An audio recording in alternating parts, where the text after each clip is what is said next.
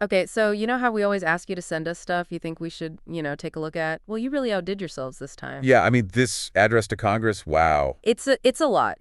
We've got excerpts, of course, not the whole thing, but enough to really dive in. Yeah, and that's exactly what we're going to do. We're going to break down the big points, look at what we said, how it was said, and try to figure out what it all means. Yeah, what's the message here? What are the big announcement? What's the tone? How is this all going to play out? That's our mission for this deep dive. Right, and it's really important to understand the context, too, because this isn't just a speech. It's a moment in time, you know? Right, a snapshot of where things stand. Exactly. So we're going to be looking at the policy proposals, of course, but also those observations about, the state of the nation and any of those moments that really stand out, those memorable bits. Right, those moments that give you a sense of the person delivering the message.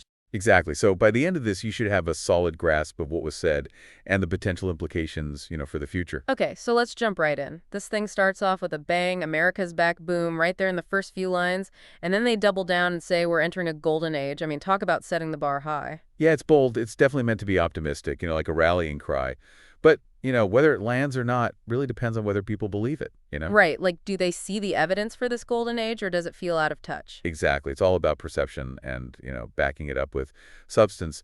But yeah, it definitely sets a tone right from the start, this idea of strength and promise. Yeah, and it goes on to say there have been huge early achievements. Like in the first 43 days, they claim to have accomplished more than previous administrations did in much longer periods. I mean, that's a pretty big statement. It is.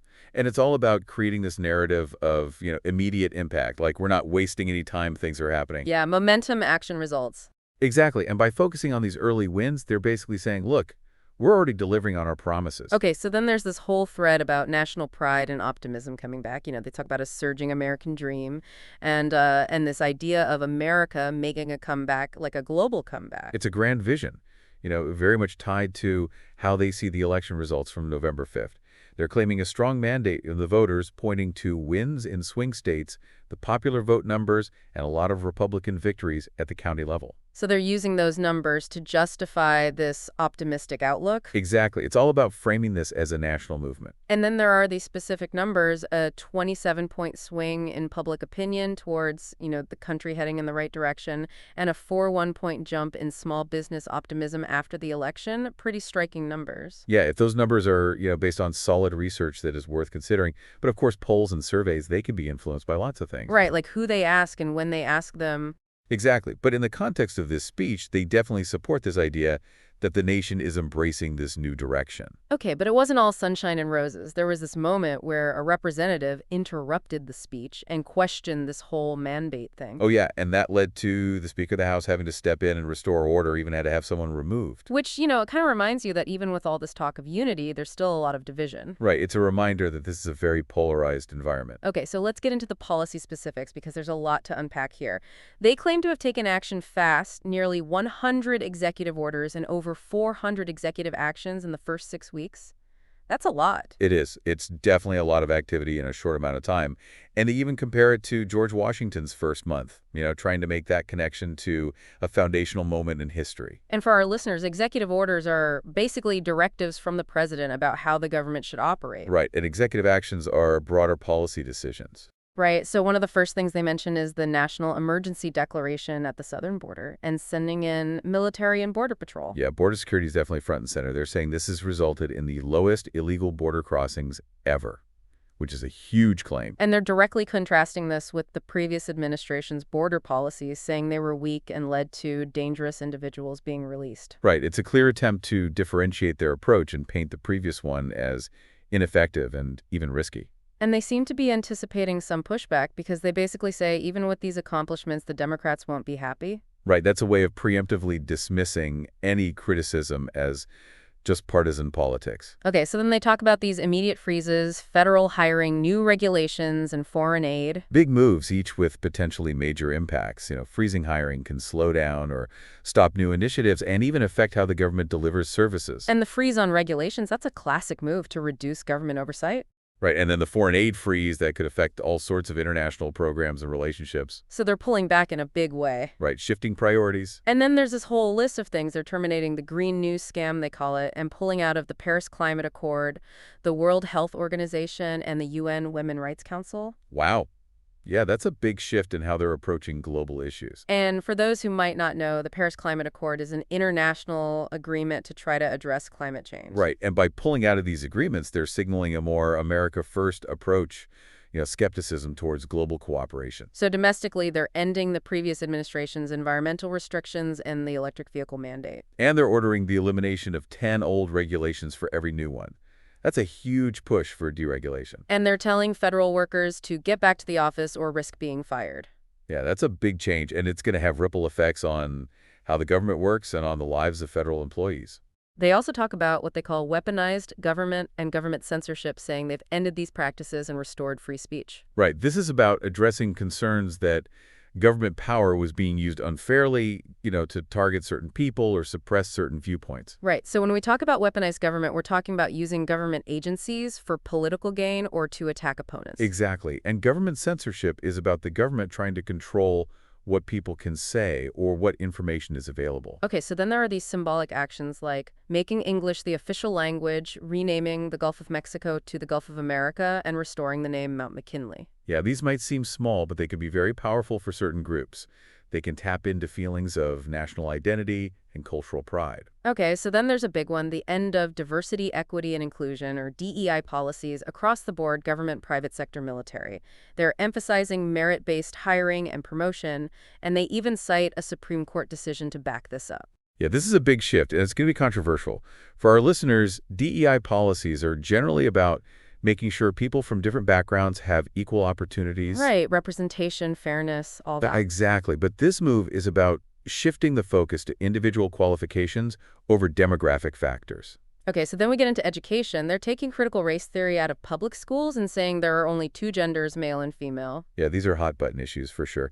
And, critical race theory, or CRT, it's a way of looking at how race and racism have shaped our laws and society. Right. But the term is often used much more broadly in public debates. Exactly. It's become kind of a catch-all phrase. So these are very specific stances on social and cultural issues in education. And they're going to spark a lot of debate. Definitely. So then there's this executive order banning men from competing in women's sports. They even share a story about an athlete who got hurt, and they say they'll cut funding to schools that violate this order.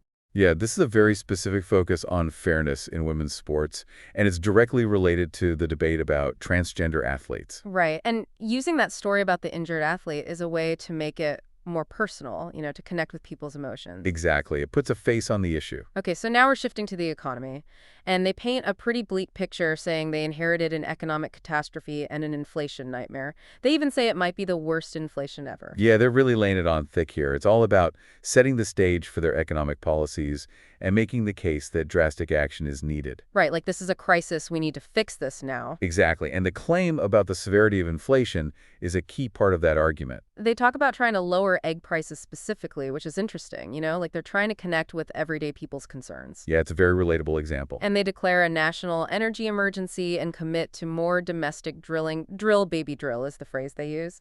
Right. That's a classic call for increasing oil and gas production, a very supply-side approach to economics. The idea being that more supply will lower prices. Right. And drill, baby, drill has been a rallying cry for a while now. Yeah, it's a familiar slogan. So then they talk about this massive natural gas pipeline in Alaska, maybe, with international partners, and they want to ramp up production of critical minerals and rare earth elements. Yeah, this is about energy security and resource independence, making sure the U.S. has what it needs and isn't reliant on other countries. And the mention of international partners for the pipeline suggests there might be some geopolitical strategy at play, too. Yeah, it's not just about economics, it's about global relationships and influence. Okay, so now they unveil this new department, the Department of Government Efficiency, or DOGE, and guess who's heading it up? Elon Musk. Wow. Yeah, that's a big name. And it's all about tackling what they call taxpayer waste.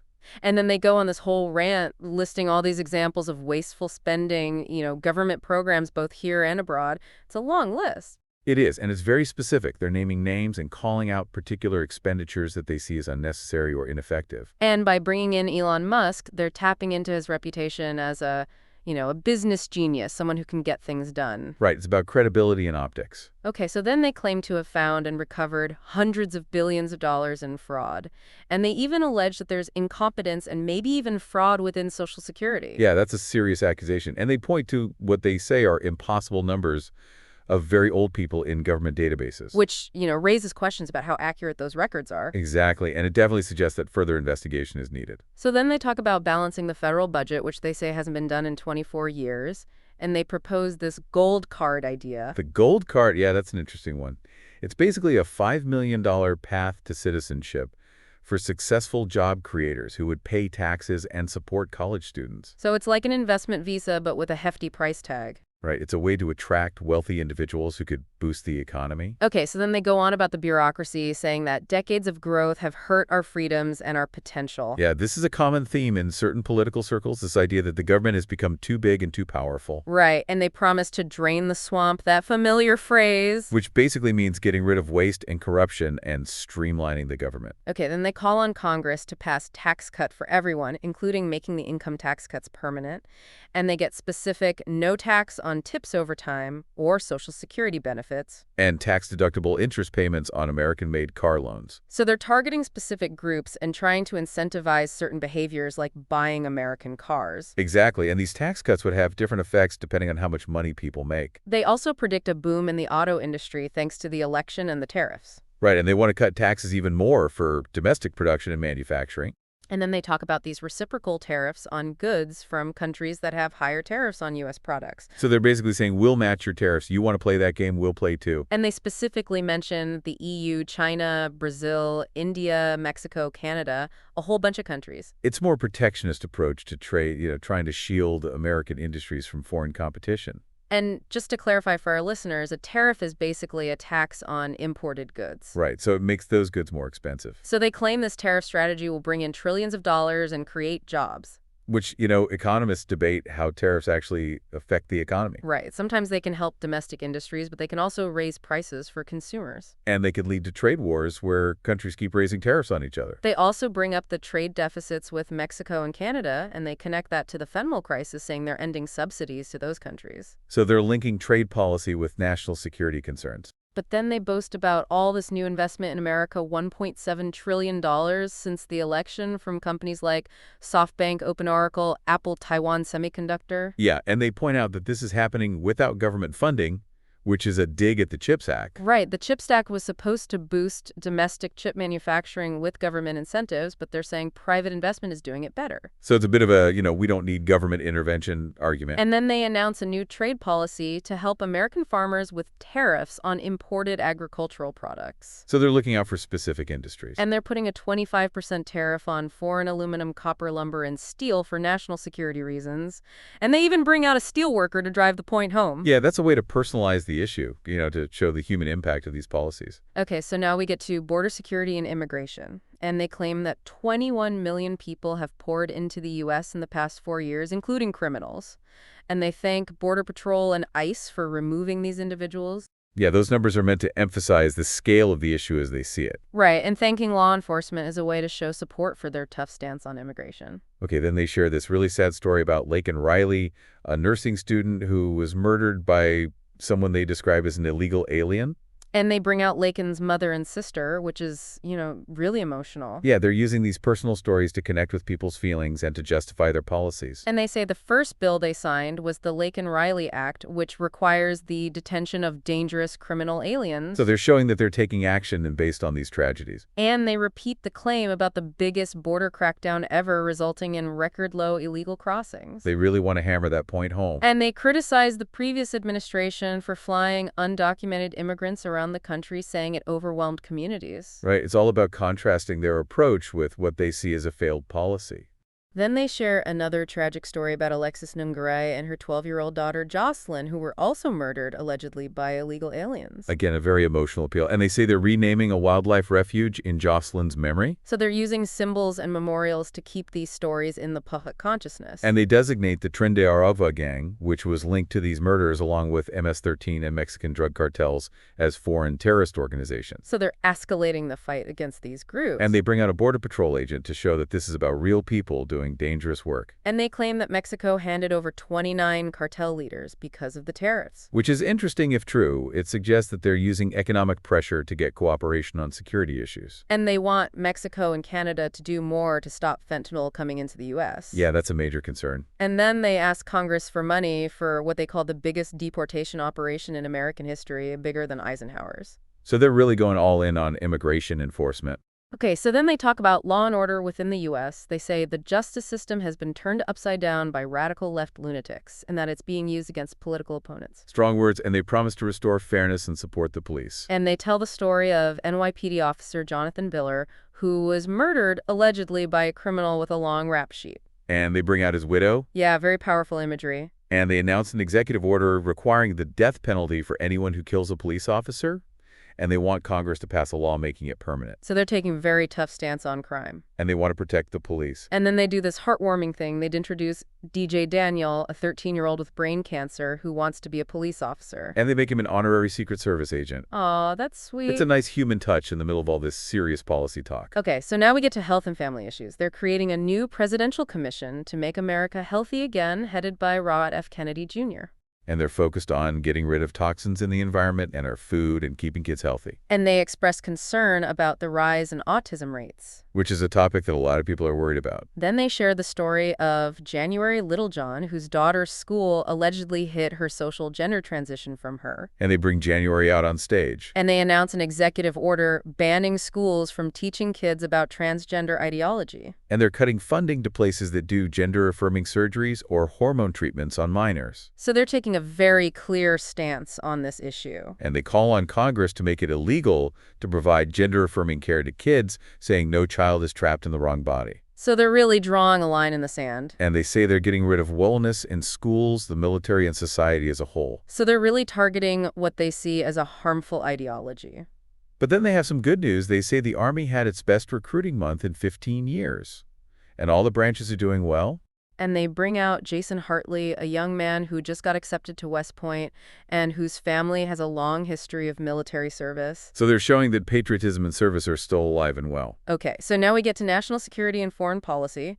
They want Congress to fund a new missile defense shield called the Golden Dome. So they're beefing up defenses. And they've got a plan to revive the American shipbuilding industry with a new White House office and tax breaks. So that's about jobs and national security. And then they say they want to reclaim the Panama Canal. Yeah, that's a bold statement. And they talk about how an American company bought some ports recently. And they mention Senator Marco Rubio's involvement. It's not clear exactly what their plan is, but it seems like they're thinking about trying to regain control of the canal. And they send a message to the people of Greenland saying they support their right to self-determination and they'd be welcome to join the U.S. So that's a potentially major geopolitical move. Greenland is strategically important because of its location in the Arctic. And they announced that they've caught the terrorist who is responsible for the Abbey Gate bombing in Afghanistan. And they thank Pakistan for helping. And they offer condolences to the families of the victims. They're highlighting a counterterrorism success and the importance of international cooperation. They also talk about the Middle East and trying to build on the Abraham Accords. Which were those agreements between Israel and the Arab countries. Right. So they're trying to promote peace and stability in the region. And they talk about trying to end the war in Ukraine, but they criticize Europe for still buying Russian oil and gas. And they read a letter, supposedly from President Zelensky, saying Ukraine is ready for peace talks and wants to sign a deal. And they say Russia is signaling that they want peace too. So maybe there's hope for a negotiated settlement. We'll have to see, but it's a glimmer of hope. And then they tell the story of Mark Fogel, an American teacher who was detained in Russia, and how they got him released. And they bring out his 95-year-old mother. It's a feel-good story, about helping Americans in trouble overseas. And then they end with this personal anecdote about a rally in Butler, Pennsylvania, where they met Mark Fogel's mother and where there was a shooting. And they talk about Corey Comployer, who died protecting his family. And they bring out Corey's wife and daughters. It's a very emotional ending. And they say they believe their life was spared for a reason to make America great again. So they're tying this personal experience to their mission, their purpose. It's a powerful way to end a speech. So wow, that was a lot. We've covered a lot of ground in this deep dive. It's clear they're trying to make big changes and they're not afraid to be bold and controversial. And they're using a lot of different tactics, strong rhetoric, personal stories, appeals to emotion. Right, and it seems like they're really focused on reversing what the previous administration did. And one thing that really stands out is how many personal stories they shared those moments with Laken Riley's family, Jocelyn Nudre's family, Officer Diller's widow, DJ, Daniel Jason Hartley, Mark Fogel, Corey Comparator's family. Yeah, those were powerful moments, and they really helped to illustrate the human impact of these policies. Exactly. It wasn't just about abstract ideas. It was about real people's lives. So that big question is, what does this all mean for the future? What are the potential consequences of these changes, both good and bad? Right, because there are always trade-offs with any policy. So we want you to think about that. What are the potential benefits and what are the potential risks? What questions do you have after hearing all of this? Because ultimately it's up to each of us to decide what we think about this new direction and where we want the country to go. Right, so keep those questions in mind as we move forward because this is just the beginning of the conversation. Exactly. This is a moment in time, but the story continues.